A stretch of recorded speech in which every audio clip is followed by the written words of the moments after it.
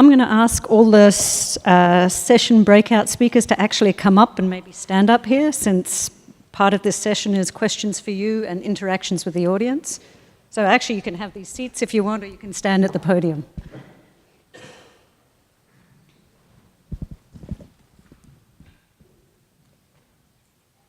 Oh no, I'm fine, thanks.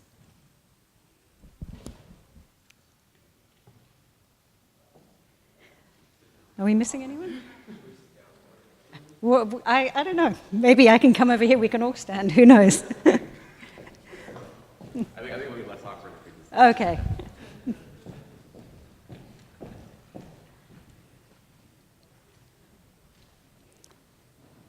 So my understanding of this session is it's sort of an action session in that we wanted to ask these session discussions, these session leaders to interact with you in the audience and to discuss ways in which we can make progress on assembling the atlas and what are our ideas for next steps.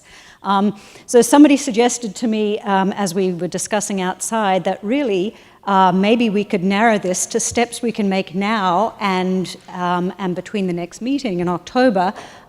So what are some steps that we could take that are concrete? We've seen some wonderful sessions and discussions, and most of them end up with more questions than answers.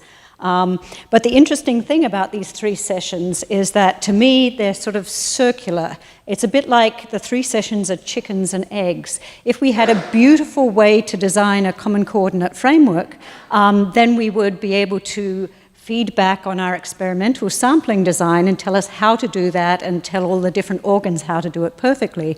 Likewise, if we knew how to, if our experimental design was perfect and we had all the right metadata, that would be wonderful. That would be a beautiful starting point for how we could better normalize and standardize data as well.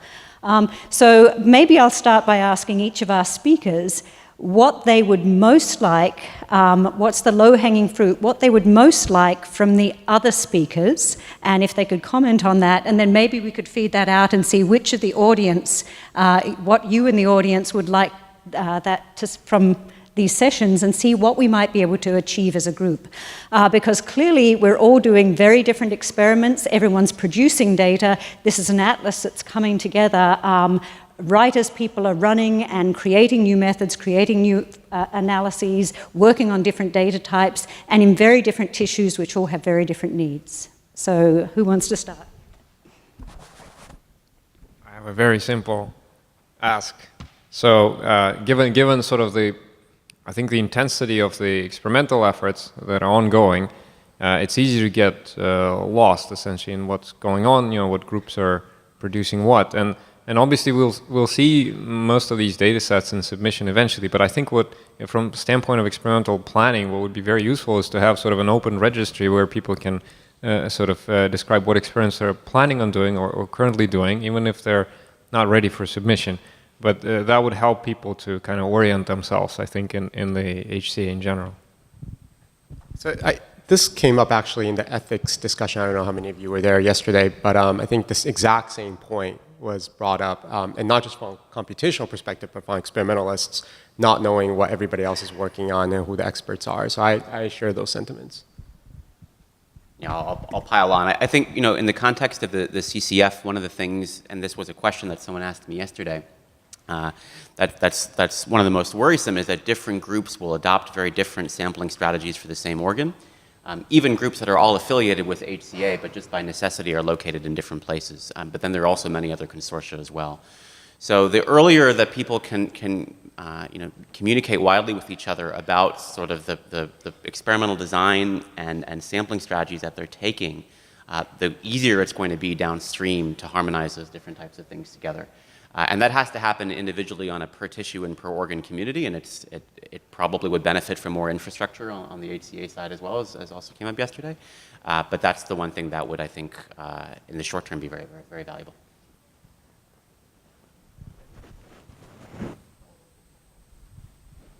Mike's.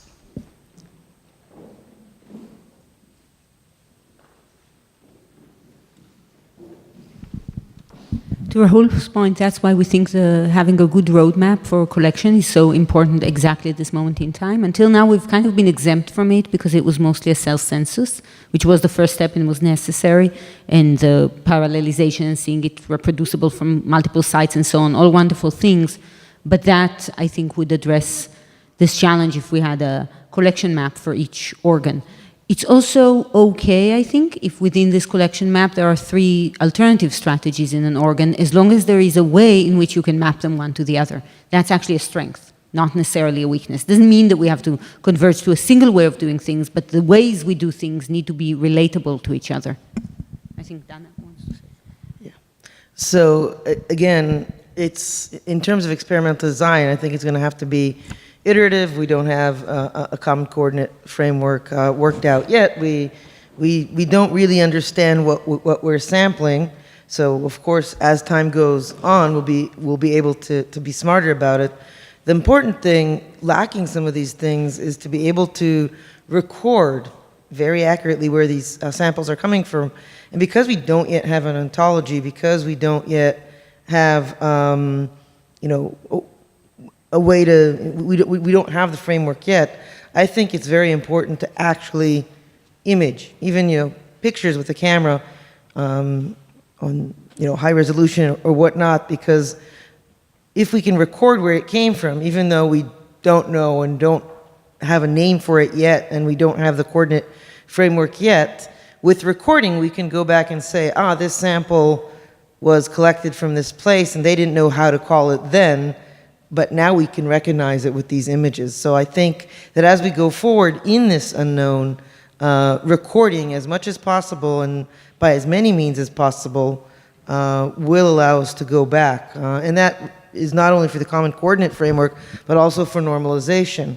As we understand the impact of different factors in how the sample was collected and prepared, and how these factors might impact the data, we'd be able to correct for that. Because in terms of normalization, I think that right now we're just trying to match cells one on top of the other. But with time, certainly with the DCP filled with data and with metadata of what each experimental prep was like and what the protocol was, we'd actually be able to take these experimental factors and connect them to effects that we see in the data that at some point we'll be able to correct. So I think right now, at this point in time, record as much as possible and in as many means as possible. That's my request. Would some low-hanging fruit be to survey the people producing data and sampling tissues right now to find out what the metadata is that they get with respect to sampling site? I think it's going to be very different on the different organs and different ways of collecting samples, or is that different? Yeah, that would be useful, and try and get a little bit of common language on how you record what you're doing. That might be something we could survey everyone on and distill by the next meeting to see what that diversity is, I suppose. That's a process that we went through for HubMap. We put together a survey, and we can actually share those questions if it would be useful with data generators, specifically in the context of spatial metadata. So what landmarks were you using for sampling? Are you planning on recording either with video, ideally, or with pictures where samples are coming from? And that was a really useful process for us to understand how different groups were approaching that, and that could be very useful across this consortium as well. Actually, we talked about this in our breakout, and I actually was looking for you to ask if that was something that had happened in GTEx, and whether you had actually thought of, I didn't know what level of spatial resolution you guys kept in your sample collection. In some cases, it was very detailed because we had very clear SOPs. Some of them were a little looser. But there was, an explicit instruction on where to sample the tissue, including pictures of where to sample. And then on the back end, there was histology done on every sample collected so that the pathologists could, a team of pathologists could say, yes, this is the right tissue, this is the right cells we're seeing, or no, it wasn't sampled correctly. And that kind of gets back to the session that Jimmy and I were in, and I guess one question would be is, would a valuable lightweight thing to do, but it wouldn't be done by October, be to go back to the couple of networks we have represented in the community where we can sample these deceased donors and take a couple of the tissues we're working on and try to replicate that with as much data as we have, sample and store as many tissues as we can for reference for the different experimental designs so that we can produce data on those and those can feed into the experimental. Is that worthwhile doing? Sorry, can I just say, so I'd be really curious to hear from GTEx, whether there was any effort to take pictures in theater. I mean, because in Cambridge, maybe, I don't know if Kourosh wants to say something, but with the Cambridge Biorepository for Translational Medicine that Kourosh leads, who's here lurking, it's the deceased transplant donor tissue sampling program. What we've discussed is having cameras in theater. Now, this is obviously has to be completely sterile and so on, so there are quite big challenges to achieving that. And it would be interesting to hear from the community whether anyone has overcome that. Sort of, if you're in theater, and this would apply to resection material as well, whether, let's say, with a head camera or something like that, you maintain sterility and you're still able to take pictures. Yeah. I know with our plastic surgeons doing craniofacial reconstructions, there's just beautiful 3D camera acquisitions of the structure, and those are really cool files to think about annotating and getting.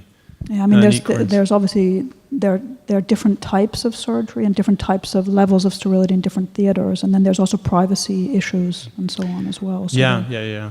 But actually, that's actually a solved problem too. There's ways of obfuscating the facial structure that still maintains coordinates of the skeletal components. Okay, I think Kourosh wants to say something. Yes. Yes, we had a discussion about this at the CCF breakout session. We're certainly exploring mechanisms of doing live video imaging when we sample. It is not simple, not least because we need to make sure that we don't inadvertently video record other people who are in theatre and reveal identities of those people. So the strategies that we're exploring, for example, is to either for the surgeon to wear a head cam or have a camera fixed to the theatre lights, or even have, for example, a third person who specifically video images. But I think, as Donna mentioned, the advantage of this is that retrospectively we can identify the site of the samples. That's a setup for very difficult analyses and kind of mapping what you see in unstructured video back into a common coordinate framework. That can kill several graduate students. But I did want to just give a shout out to all the work that Deanne Taylor did on the pediatric cell atlas paper. And in that paper, there's a lot of discussion about growth and development. And so in terms of looking for a driving biological project where coordinates really matter, going from embryo to fetal to birth and all human growth and growth in spurts and trying to get show non-linear behaviors, fantastic example. So if we really think about how to use common coordinate framework in that context of human or any development and growth, I think there's a huge amount of biology, and so you've got to pick your battles for where it's really worth it to go deep on all this annotation. And so there has to be underlying biology that's really you're gonna be able to connect to. And so that's a fantastic place where biology really happens, is growth and development.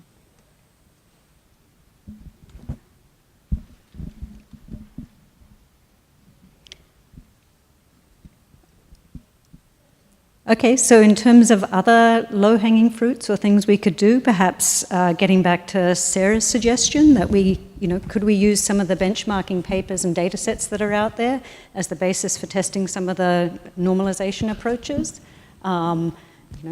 What do you think of those? Is that something we could do immediately? I know that in our group, there are some other data sets coming out that weren't just on PBMCs. Is that something that we could use? Peter? I think I talked enough about it, but I'd love to hear what other people think. I think for what I was describing, what came out of our discussion, that's quite realistic, except for this caveat that we don't really have a ground truth. So we would have to come up with examples that we're sort of biologically certain of, and then try to compare different normalization methods, or at least run them and have a crude assessment of that. I think that's quite realistic, at least for a few scenarios that could be done quickly. I think the more that individual communities can agree on annotations, they're not ground truth in the sense that they're given by some higher being, but if there are things that a community agrees that this is a proper clustering of a data set, and that exists across multiple data sets, that now becomes an extremely valuable benchmark for integration. And so I think the Allen, for example, is very interested in this and trying to derive, by putting a lot of experts together in a room, a consensus annotation that could be used for these purposes. The more that biological communities do that, it gives us a really valuable ground truth for benchmark. Just to point out, some of the bits are easier, like the assessing, let's say, major cell population grouping and so on, that requires some consensus, but technically that's probably easy to distinguish. I think where things get tricky is, let's say, normalization relative to depth, and within a given cell type, do you have separation that is essentially artifactual or truly biological? And maybe at that level we won't be able to make a very accurate assessment. At least that's my feeling. So I think one of the opportunities to use some of these multiplexing approaches to assess whether or not you have batch effects and how to correct for them. Even if you don't know how to cluster the cells or annotate them very well, you can measure distances between cells on the same sample, for example. On that point, I just wanted to point out that at least in Joshua's benchmarking paper, so there's PBMCs and there's also mouse cortex. So I do think there's an opportunity there. And Joshua wanted to point out that that data is now on the Broad single cell portal, so anyone can kind of play with that.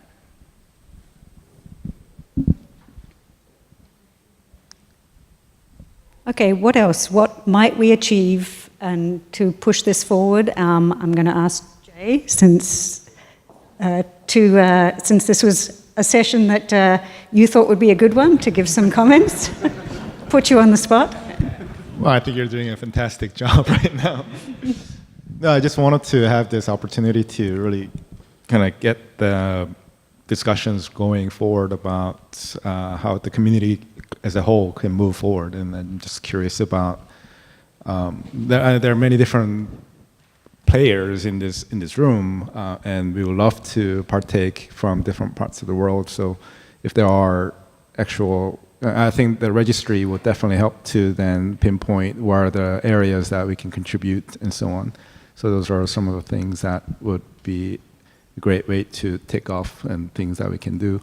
But by and large, what would be really great to see is more of not instructions, but suggestions or guidelines. And I kind of mentioned this during the breakout sessions, is that many people here are relatively new into already well-defined group. So if there is a recommendations or suggestions on sampling and so on, I think they'll help us to jumpstart right away. At the same time, if there's a consensus on how we prepare samples, we will definitely have a better agreed data set, which will then become more valuable. And I'm not proposing we should always have one method for all our platforms, but at least general guidance in terms of sample preparation would help the community as a whole to generate a more harmonized data set. So I guess if there are some suggestions and guidelines to the community that can be implemented, in the near future would be much appreciated. Thank you. So, it might be nice to, just following up on that point, to communicate the interesting ideas that are coming up. So one thing that I'm taking home from this meeting is that it's nice to think about planning and a roadmap that was mentioned earlier, but there are also a number of challenges that came up, whether they're computational or experimental, and we need the community to be thinking about these, but it's how do we take the ideas that have been discussed, yes, they've been live streamed, but how do we synthesize, organize them, and put them out there somewhere? Do we need to post them on Twitter? Do we need to have some kind of clearinghouse so that these good ideas get people interested in the community to think about how to solve them? yes, I think that was a common theme in several of the groups, which is there's lots of desire for summarizing these, for acting on them going forward, so we don't keep having the same discussions in different consortium and things. And the group I was in with Jimmy, one of the key things people were very keen on was, and suggested that it might be an action for the STWG, is to pull some of these protocols together to centralize that, because we had a lot of people talking about very different methods of collecting sample, processing, generating data, all of which impact downstream analyses, but not many people were sharing those protocols in detail, and not many people knew about other ones. We had examples from Goji where changing small cycles made vast differences, but those subtleties are not easy to share with people who then have to go on and try again. So, I think that was one action item that came out of ours, that maybe our working group can try to pull those types of protocols and information together and synthesize that. And not so much make guidelines, but at least make suggestions based on common themes we're finding. Another one would be to survey the types of metadata, as we just talked about with Rahul. What really are people capturing? What are the sort of common things? How easy is it to get these in different settings, given the different experiments that people are conducting? I don't know, any of you guys have some other thoughts? I think in general, actually, one of the things that is there's not necessarily a centralized leader for every tissue, right? So sometimes it's harder to make a collective decision. I'd love to hear more about how GTEx approached this problem, because you guys have done it successfully and had to make a lot of these decisions that we have to make in the context of tissue collection. So, for example, what you were saying with the SOPs that you had for collection sounded fantastic. There's slides for pathologists, there's requirements of spatial metadata. So as many opportunities as we have to learn from cases where this has been done before. That sounded really interesting to me. So one of the themes that emerged from a number of sessions I was at is how do we actually communicate with each other? It seems like we could actually learn a lot from large consortia like the Human Genetics Consortium and also GTEx, but we're also got a lot of other modalities that we have today that those other consortia maybe didn't have, whether or not it's Basecamp, or it's Twitter, or it's Slack, and it wasn't clear which is the best form of communication and at what scale. So I think it's useful to start thinking about what is the best way to disseminate information and share information amongst each other.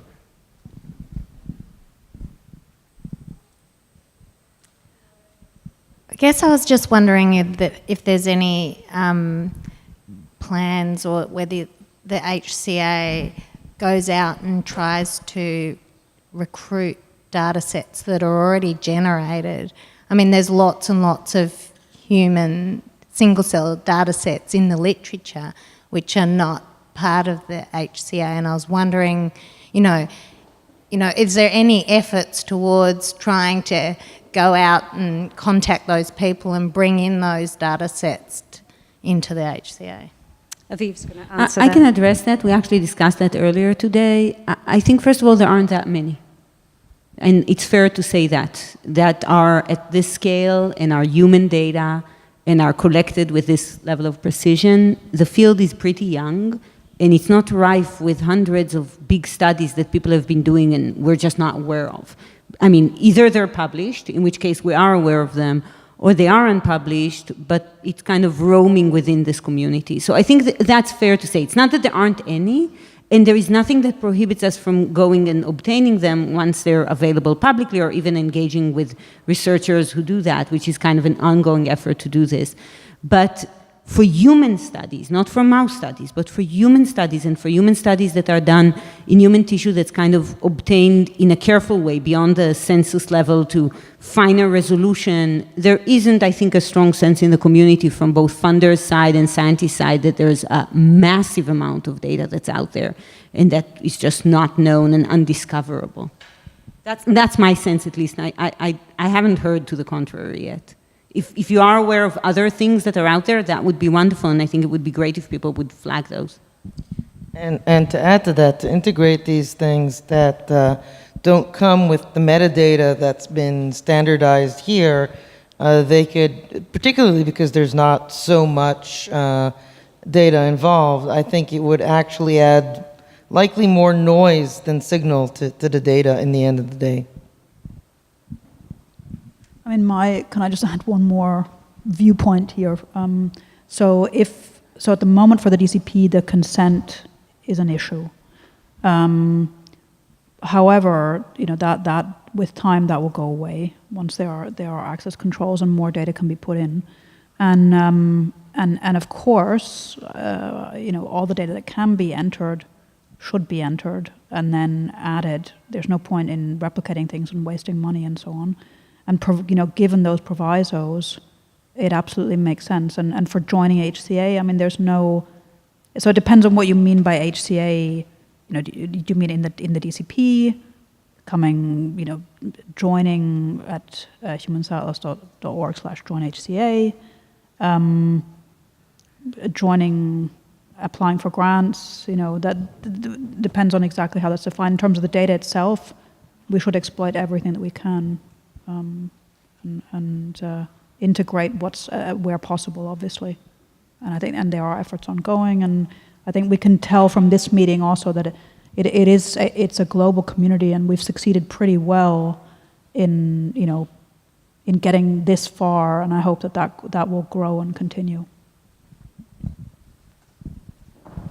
I was just going to follow up from Rahul's point about the common coordinate framework. I mean, it would be very interesting to see, how exactly GTEx does it, and also with other resources that, the community may be using, for example, the human developmental biology resource, and to work together maybe to see if there could be a way of achieving a form of like a protocol that could then be simplified and provided as a potential template to the community. Yeah, I mean, in some senses, GTEx was unique because we sampled at individual points right across the body. So for any of these tissue-specific maps, we didn't go into great detail, which is part of the challenge, as you saw in the beautiful lung slide yesterday. But one of the things it did was to define quite carefully where that piece was supposed to be taken and to try to sample that repeatedly. And so maybe one of the low-hanging fruits here is to create that from where people are sampling, try to get them to define that carefully and see how much overlap we have with those definitions of where people are currently working, and then build that in, the various people working on hearts or livers or something, build that back in and try to see if there's any commonality there, or if people can even define where they're sampling. In some cases, that might not be the case.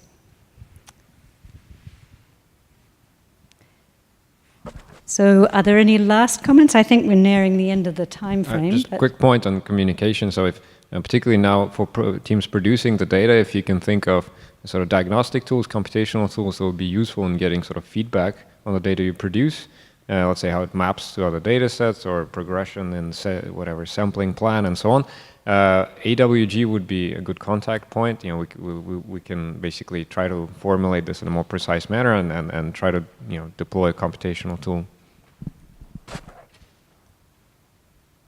Anything else from the audience?